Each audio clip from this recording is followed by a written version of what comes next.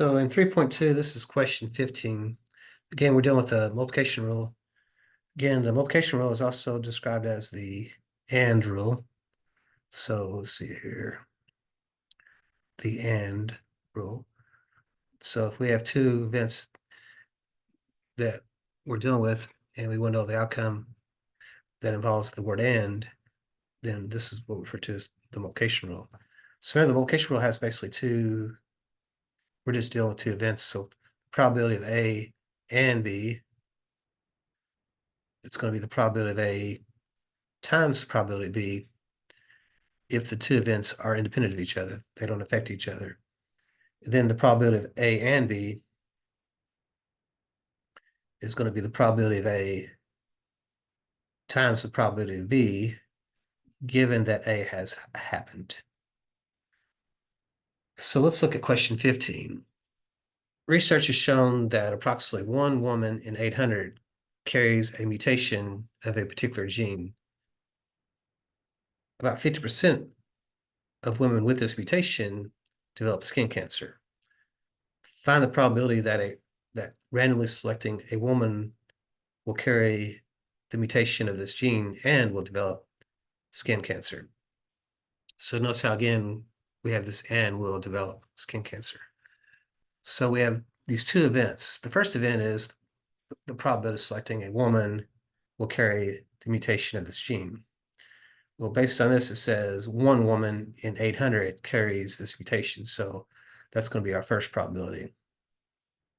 So 1 in 800. And will develop skin cancer. So about 50% of the women with this mutation. So notice how this has already happened. So this 50% of the women with this mutation develop skin cancer. So given that A has happened, 50% of those will develop skin cancer.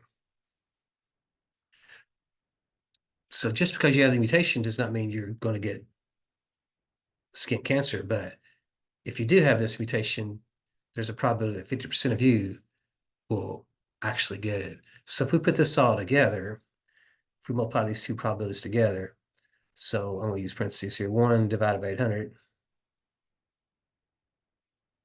Then I'm going to multiply that by the 50%, or 0.50. That's going to give us then this 6.25 e to the negative 4. So remember that e to the negative 4th, that's scientific notation. So that really means 6.25 times 10 to the negative 4. That's what it looks like in scientific notation. But they want this probably rounded to 4 decimal places. So if we move the decimal 4 places over, so we move the decimal 4 places to the left, so means we need to put 3 zeros in. So if we went around 4 decimal places, that's the 6. But the 2 says keep the 6. So this turns into 0.0006. So if I change this back to a percent, which they don't really have to, but if I do, that's going to be like 0.06% chance. So that's not a likely event. Because remember, 5% is our little benchmark. If you're less than 5%, then it's something that's not likely to happen. So that's a key number as we try to make inferences about percentage math. But the answer here would just be the 0.0006. So 6 thousandths, I'm sorry, 6 ten thousandths, if you will.